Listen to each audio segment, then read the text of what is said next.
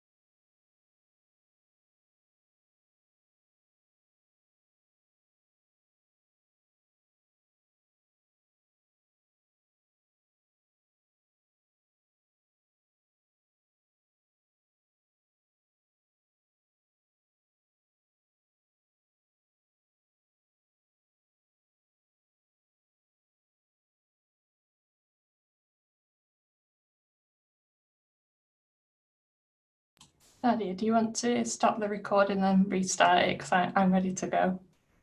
Go for it. I'll do it. Cool. Hello, my name is Sarah Jones. I'm GitLab's UX Research Manager, and today's group conversation is all about UX research. I don't have any questions in the document at the moment. Has anyone got any burning questions that are in their minds that they'd like to ask me? Hey, Sarah, William in Product Marketing. I will kick it off. I'm just curious over the last period, what's something your team's done that you are excited about, an accomplishment you made? And then similarly, what's a challenge that you've had to overcome? Oh, it's a good question. It's actually the same thing. So William, you're probably aware of my background, but for anyone who's not on the call, I was GitLab's first and only UX researcher, and I joined GitLab a little over 3 years ago now. And in that time, as you can see from the second slide, we have grown massively as a UX research team, and that's been very exciting. That has been great. One of the things that we've been doing as a team a lot recently is training product designers and product managers to be able to do some forms of UX research. So, for example, we've supported product managers in able to do like qualitative interviews. Is to start doing some kind of discovery research. And we've also worked with designers in terms of doing evaluative forms of research, so things like usability testing and design preference tests. So researchers are kind of half doing their own research, but they're also very much facilitators and trainers as well. And that comes with challenges, obviously. We are trying to balance that workload at the moment in the team. So one of the things that we've been working towards is producing training content, which will take some of the pressure away from researchers when they kind of get the same common questions come up time and time again. It's just trying to find the balance to be able to do that. So one thing that we're pushing for in Q4 is to be able to actually produce more of this training material, and then we'll add that to the handbook. And then if there's teams outside of product management and design that are also interested in doing some research, then by all means, please come and have a look at that. But I'd say that's the biggest thing that I'm kind of excited about, but it's also been the biggest challenge as well. It's always a positive thing when there's more people doing research.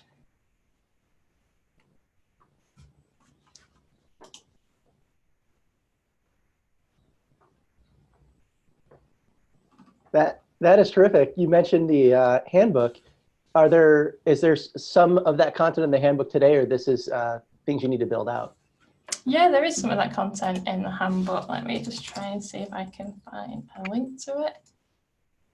I am going to admit that the UX research pages of the handbook do indeed need an update.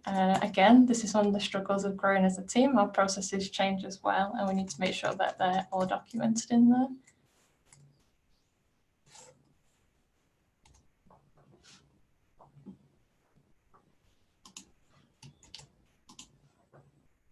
So I will add it into the document, William, and then you can have a read of it.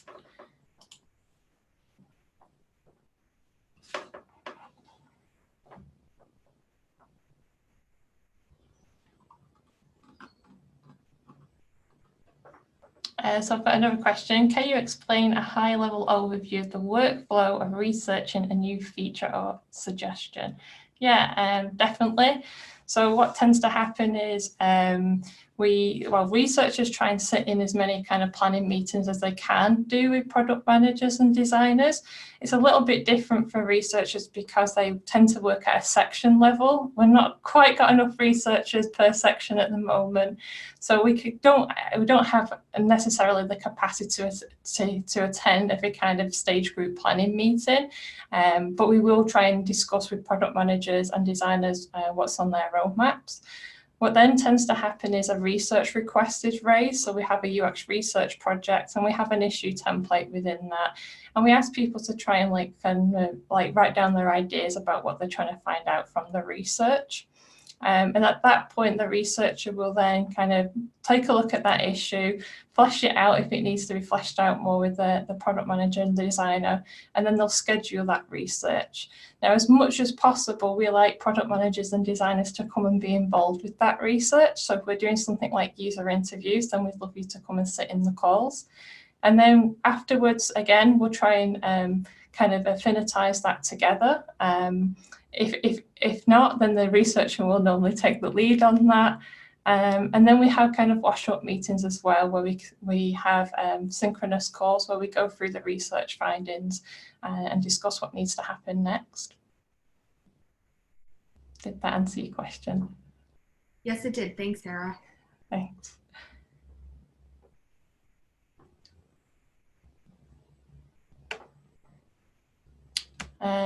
Next question, do you want to voice it, or would you like me to read it out? Yeah, I was actually just kind of like wanting to know, what is the process for engaging with the UX researchers if we wanted to get some insights, but you already pretty much answered it in your previous answer, so thank you. Yeah, well, the other thing that we also have like a UX research insights repository as well. I'm hoping if one of the UX researchers on the call, please could they link to it to save me trying to find the link to it, because I've turned off my bookmarks bar. But basically we have an insights repository, which is where all our research ends up. So all the researchers try and break down the research that they find out. They break it into kind of these like little nuggets, and then they put it into the insights repository and they label it up. So it means that you don't necessarily have to reach out to a researcher. You can actually go and look at the kind of past research that we've already done as well, before you kind of approach us and have a further conversation with us. Thanks, Laurie.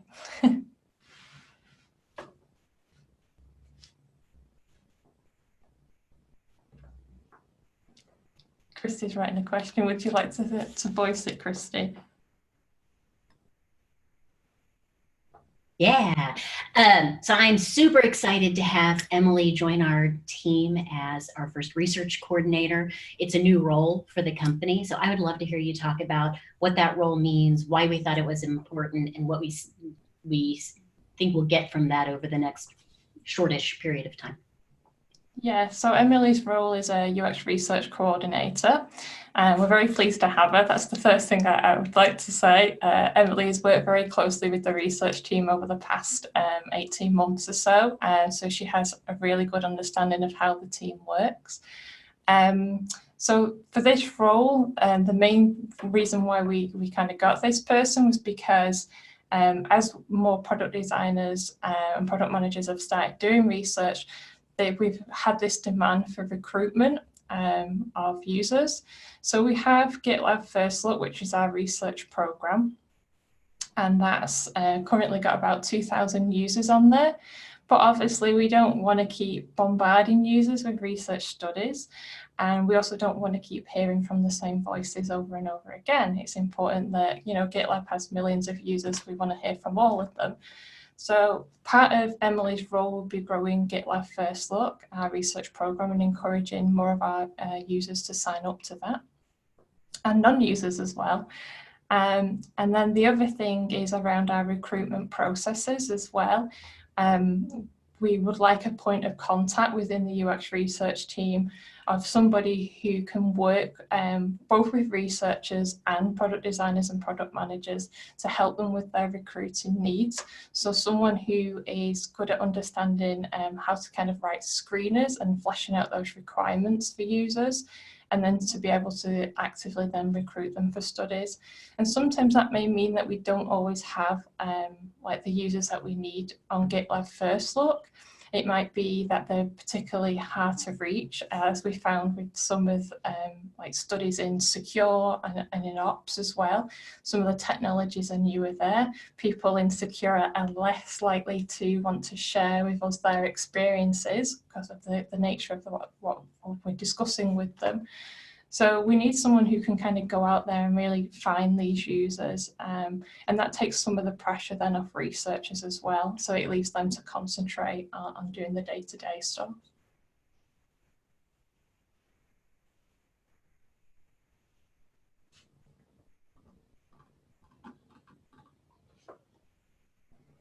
Chester. Hi, Sarah. Hey, how's it going? Doing good. Just from the customer success team. My question just had to do with, has any research been done to explore the GitLab onboarding experience for Windows development teams versus non-Windows teams? And I'm asking that just because I've been working with more customers that tend to develop with Windows and .NET more recently. I'm personally not aware of any research that have been done in this area, but I know that we have done a lot of research into the onboarding experience, and that is something that we're constantly trying to improve. It's something that we get a lot of feedback on as researchers. I don't think we've done a split of Windows dev teams to non-Windows dev teams. Catherine would be the researcher for that, and unfortunately she's not on the call today, so what I can ask her to kind of sync up with you afterwards to see if she's got any information in that area. Thank you.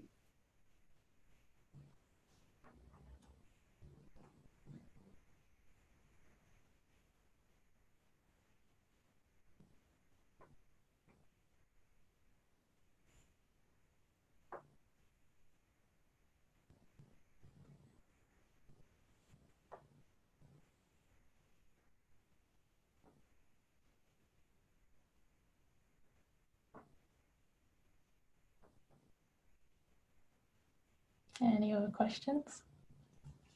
Yeah, Sarah, you mentioned the recent ops and secure research. I was wondering if you could share what are some of the learnings that came out of those efforts. I know that I saw a bit of the ops research and that was pretty exciting. I was wondering if you could share for the call. Yeah, sure. Tali, would you like to voice your research for Secure? Sure. So we've been focusing on trying to evaluate the experience of setting up security checks. And we tested the current situation and we found out that it could be improved. Specifically, what we found was that people's expectations around how to enable security checks aren't really matching what we currently offer. So if you want to enable security checks these days, you will have to do that through the GitLab CI YAML file, or you would enable Auto DevOps.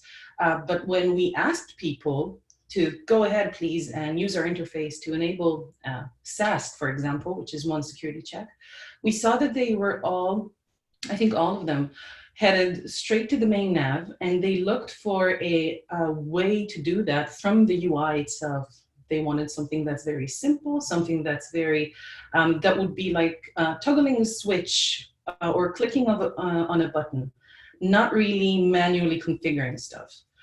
And so based on that, our designer for Secure picked up on that, created a new flow, created a configuration page, which has those, well, not toggle, but checkboxes for enabling security checks. And so we just now recently tested that and saw huge improvement. So this is, I think, the latest research that we've done for Secure. And I think that next milestone will bring new research into security gates and possibly other areas as well.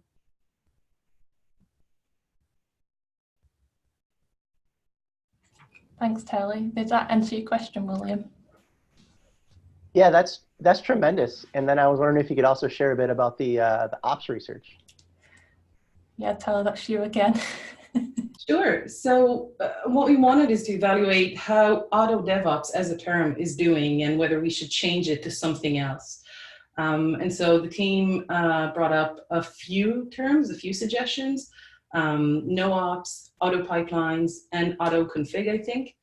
And so we put out a survey where we asked people a few questions, but the most important ones were, let's say that you're now being offered by GitLab to use a service called No Ops, for example. What do you think that entails?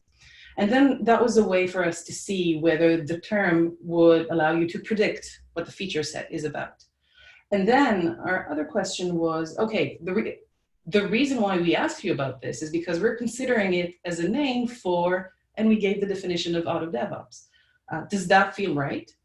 And so after surveying nearly 200 people, we saw that the term that performed best on both fronts, allowing you to predict what the term was about, what the feature was about, and whether it felt right in hindsight, was indeed auto DevOps, with auto pipelines, I think, as a very, very close second.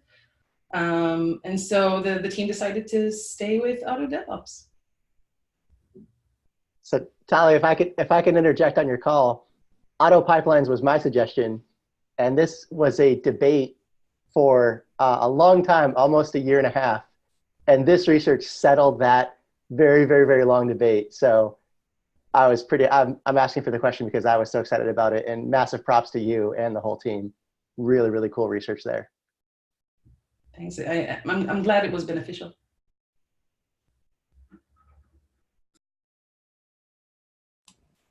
Sid, I think you have the next question. Yeah, by the way, I love that auto DevOps survey, and I thought the suggestions were good on the surveys. I'd say they should have won, but I'm glad we don't have to rename it because that's a big effort. So, but very cool, very good other suggestions. I love the no config as well. My question is it possible to publish debrief meetings to GitLab Unfiltered, like to make them public? Yeah, definitely. No, we have no issue with doing that. Cool. Yeah, to give a bit of context, like I think anytime we can publish it to Unfiltered, I think it's going to have way more people viewing the end result. So you just have way more leverage on I think we're doing awesome work, but it's not just doing the great work. It's also like making sure everyone's aware. And I think that making things easy to reach can help a lot there. Yeah, I totally agree with that. And I think it's nice that for users that have taken part in that research as well to see that we're actually doing something with it. Yeah, for sure. Yeah, that's another thing. And it helps attract great people to our UX team. It helps people bring it up in issues 2 years from now, reference it back to it, all kinds of like things we didn't expect. But it also helps me to view it in the morning in the gym because I can download it to my iPad and put it on my playlist. Super. I'm glad to hear that. Everyone should be doing that in the gym. Not telling anybody how to work out. That's my workout.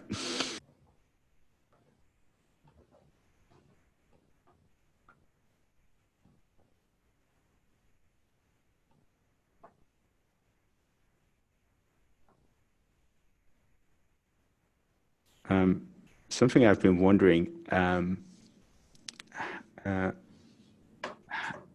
I have the feeling sometimes in GitLab, we don't have the defaults right. Like it's hard to get the defaults right. And I think that's primarily in product management, make sure the default is something that works. Do people have ideas how for us to get better at that?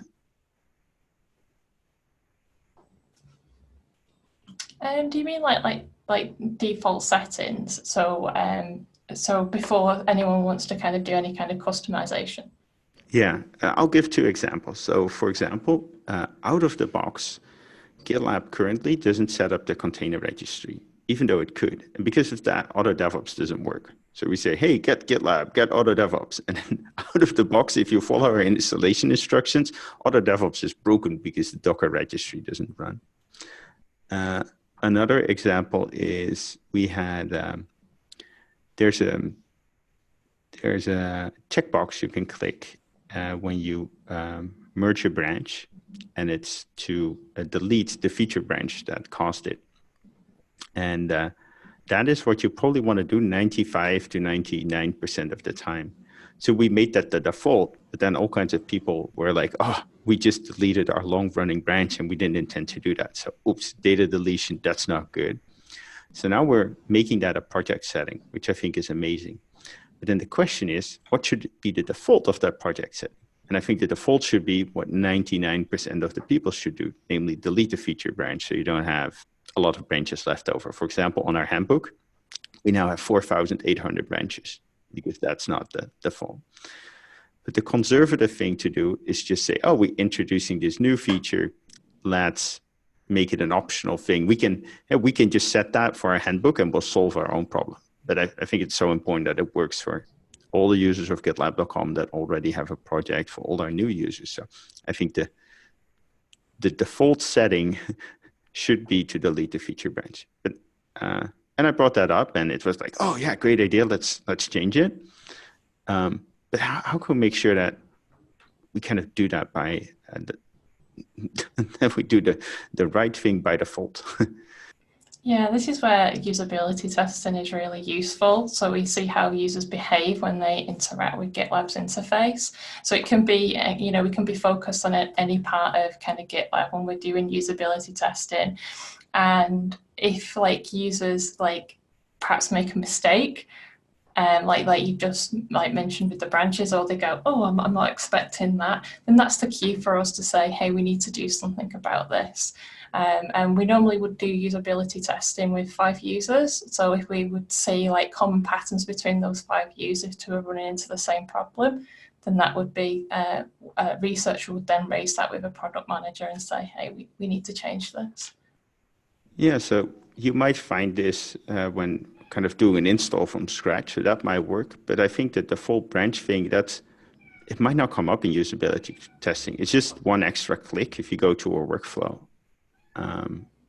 Or do you think it's like, oh, that's an extra click, and we're focused on that, and we're like, oh, why isn't this the default? How do you think that go? I think like users would instinctively say, like, as well, you can kind of see if an extra step is annoying to them, a lot of people will say it out loud, or they'll huff and they'll puff during a study. So again, we would say to them, hey, so isn't that doing what you expect it to do? Why not? I think as a researcher, you pick up on those like non-verbal cues. Oh, Maybe if something's got a really high risk, that's the one time you do have a confirmation prompt for really high risk delete. I know that's not really popular in UI, but if it's like, oh, I'm going to lose a long running branch. Yeah, so I think this is a relatively low risk. You just merge that branch, so you can always go back to the exact version. So you lose the branch, but you don't lose any commits or data. Maybe by size of branch or history, how long it is, you decide whether to confirm prompt or not. Yeah, that's not the issue at hand was something a bit different, but I do agree that if there's risk of data loss, we should make sure that people aren't mistaken. I know that Jeff's just raised a point in chat. Jeff, would you like to kind of verbalize what you've just said? Yeah, I think for something like you're talking about, Sid, where what are some sort of common actions that users are taking often that we can potentially make default, or that we can alter to make slightly easier or less work intensive? I think now that we're starting to roll out Pendo and we're starting to get some of that data, we can look at, okay, what are users doing, very often? Like, because I think it's very telling if, after a user starts a project or does some action, 75% of them take this action. Well, maybe that's a thing we should do on their behalf. And maybe not, we can use our judgment, but I think data like that can be very valuable, because I think Sarah's point is good of you can hear it in usability testing, but the risk you run is always, well, how representative is that person or those 5 people? Or what is the minority case, like you're describing? Almost everyone wants to delete the branch after merge, but for some people that's a very major issue and they actually don't want to, and that's going to be a massive deal for them. So trying to understand the pros and cons for segments at a larger level.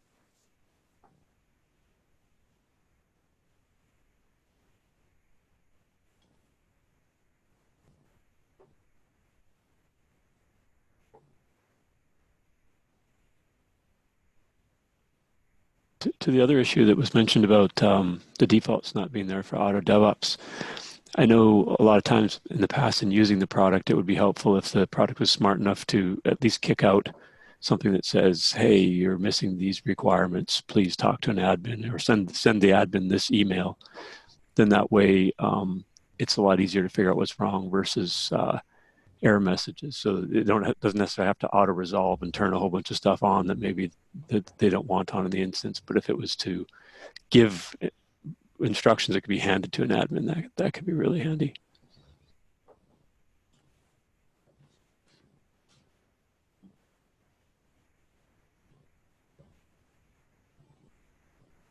Sure, and I think again we can test all these ideas as well. So thanks for your ideas, Darwin. We're at 25 past, so I have one last question, and it's from Rupert. Rupert, are you there? Yeah, hey Sarah. My question was were there any previously unheard insights that came out of conversations that either commit then?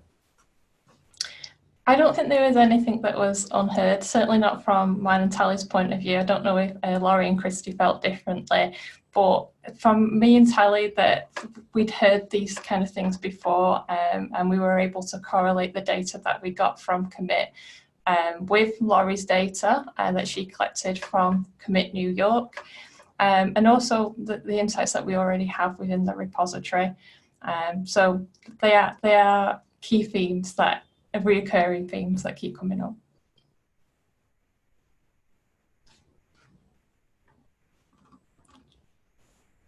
Okay, thank you very much everyone for attending. Enjoy your weekend. Bye-bye.